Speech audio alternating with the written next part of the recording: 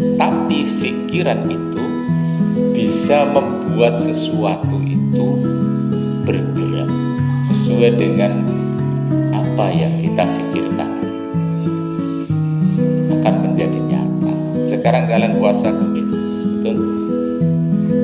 Kenapa orang yang puasa itu sangat ringan sekali daripada orang yang menahan lapar tidak puasa? Kenapa? Kenapa di bulan suci Ramadan enak sekali, sahur buka, sahur buka, sahur buka, enak sekali. Tapi ketika kemudian kalian lapar, tidak ada makanan, berat sekali.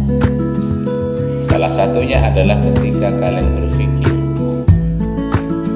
antum sahur tadi, antum berpikir nih, aku dina iki poso, maka pikiran itu akan mengendalikan seluruh organ tubuh kita, sehingga dia akan sesuai dengan keinginan kita. Bisa dipahami? Kita sudah niat betul-betul. Nah, pikiran ini membaca ini, dan dia merintahkan ini, otak merintahkan semuanya puasa. Wabil khusus di badan. Walaupun nanti ada puasa yang bagus itu bukan hanya di badan, tapi juga di rohani. Ngomongnya juga puasa, bukan berarti nggak boleh ngomong ya, tapi dijaga matanya, dijaga telinganya, dijaga emosinya, dijaga, itu puasa.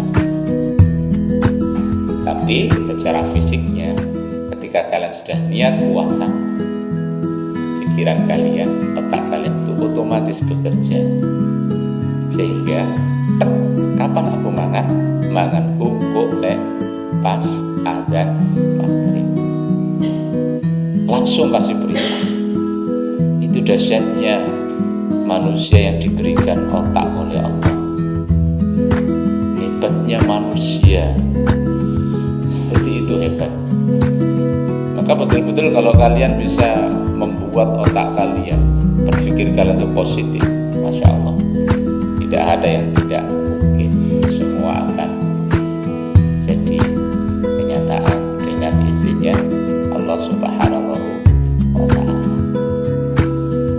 Kalian pergi ke dokter,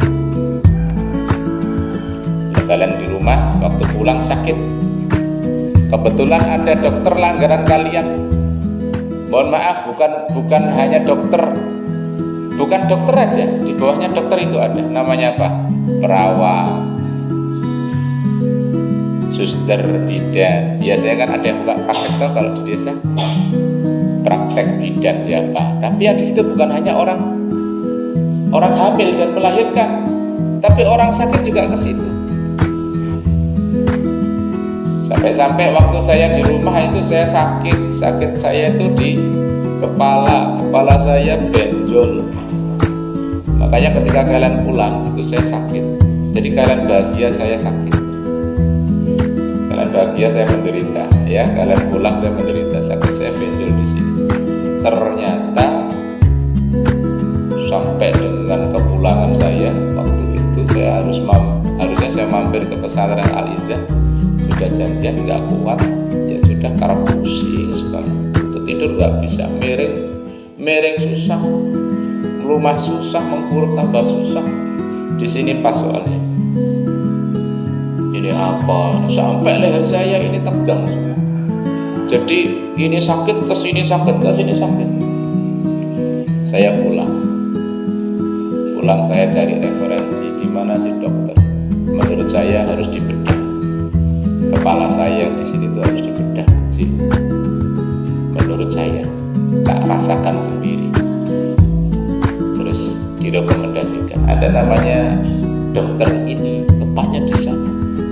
Saya tanya, oh iya dokter ini tepatnya di sana. Oh berarti ini bagus. Saya tanya ulang, apakah dia dokter? Jawabannya, iya dia dokter tapi udah pensiun. Nah gitu.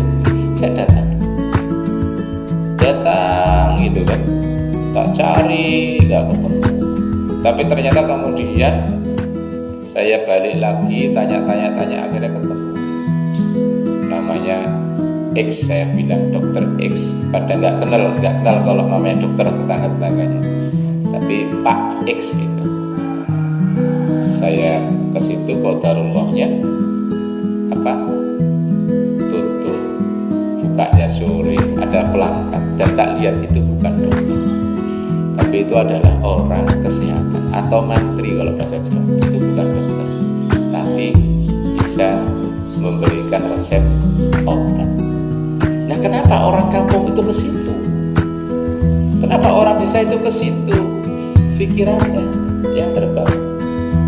Sampai mungkin kalau kalian ke bidan atau ke perawat atau mana atau bukan dokter, siapapun itu, orang tua kalian ketika kalian datang ke sana sakit kalian 100%, baru sampai di depan pintunya sudah langsung tinggal 10%, 90% itu. Hebatnya pikiran. Kenapa? Pikiran itu positif. Dokter ini hebat, dokter ini maju, dokter ini ahli, orang ini bisa ngobati. Dan ini diakui oleh medis. Terbangunlah mindset itu yang akan menentukan tingkat kesembuhan, kepercayaan diri. Jadi coba, penyakit aja bisa hilang loh kalau kita berpikir positif. Ternyata saya enggak ditakdirkan ke beliau karena tak lihat bukan dokter. Saya pulang itu kemudian tak lihat ada pelangkat. Sebelum saya sampai rumah itu di dusun sebelah ada pelangkat itu ya, praktek kesehatan, juga bukan dokter tapi masih muda, bagus orang. Saya dodok, akhirnya bisa saya masuk, kemudian saya sampaikan, ini diapain Pak? Ini saya minta dibedah.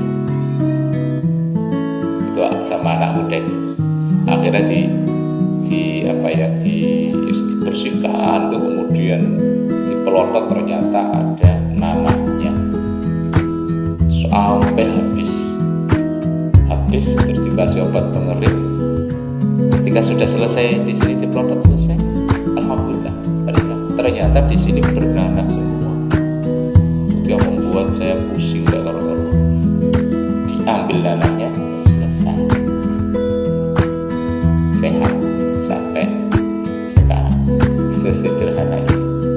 Anak-anak semua rahimahullah. Maka saya berkali-kali menyampaikan, jangan salah pikir. Kalian harus betul-betul membuat positive thinking. Pikiran itu harus positif. Tidak peduli bagaimana lingkungan itu, sedahsyat apapun, sekeras apapun, di keluargamu juga enggak peduli. Seheboh apapun keluargamu, bapak ibu kamu, enggak peduli seperti apa keadaan mereka, positif dalam pikiranmu itu harus ada.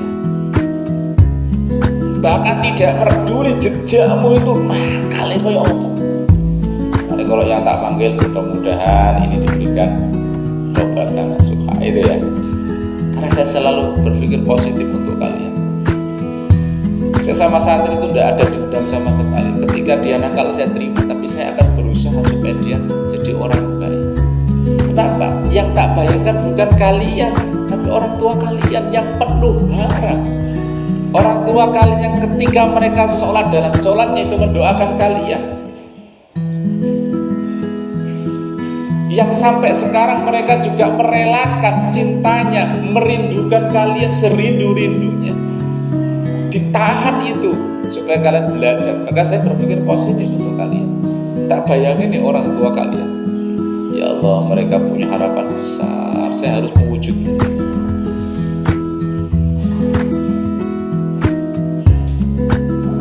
Ketika saya berpikir positif, berpikiran positif, sebagaimana tasbih kemarin kita buat bisa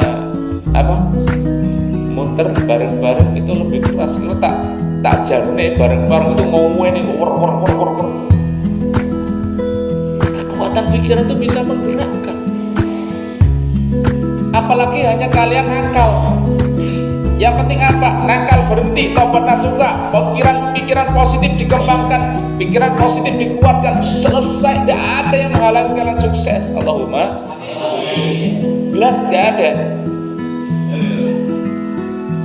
Tidak peduli kamu siapa, tidak peduli mungkin bapakmu sudah nggak ada, atau ibumu sudah nggak ada, atau bapak ibumu mungkin berpisah, atau keadaan mereka sebagaimana nggak karu-karuan. Mungkin ada di antara kalian bapak ibunya belum sempat sholat karena sibuk ngurusin ekonomi. Gak peduli kalian itu. Kesuksesan kalian nanti ketika membuat mereka bisa sholat. Bagaimana cara kalian bisa membuat mereka sholat? Mereka sudah nggak mikir ekonomi, kalian yang tanggung jawab. Karena di sini kalian diajari wirausaha, jualan, marketing. Harapannya seperti ini. Bahagia sekali nih untuk orang tua tersenyum. Mereka menikmati masa tuanya. Mereka sudah nggak bekerja, anaknya soleh, punya ilmu, bisa baca Quran yang bagus, hafal Quran, Qurannya juga Quran diliterasi, tahu artinya, paham konteks maknanya, bisa dilaksanakan dalam kehidupan sehari-hari, sopan ngomongnya, sama orang tua tidak membantah, bisa bahasa Arab untuk berdakwah, bisa bahasa Inggris untuk berdakwah. Masya Allah. Bisa dipahami anak-anak semua oleh Allah. Itu harapan orang tua. Maka pikiran-pikiran positif sekali lagi kembangkan dari kita. Tidak ada satu pun santri tidak bisa bahasa Arab. Tak sampaikan berulang-ulang. Tidak ada satu pun santri yang bisa berbahasa. Pokoknya semua bisa. Allahumma. Oke ya, itu dulu kelihatan. Jadi gak ada lagi santri yang malas karena dia merasa tidak bisa. Pikiranmu adalah bisa. Sehingga betul-betul saya punya harapan, orang tua punya harapan, kalian semuanya sukses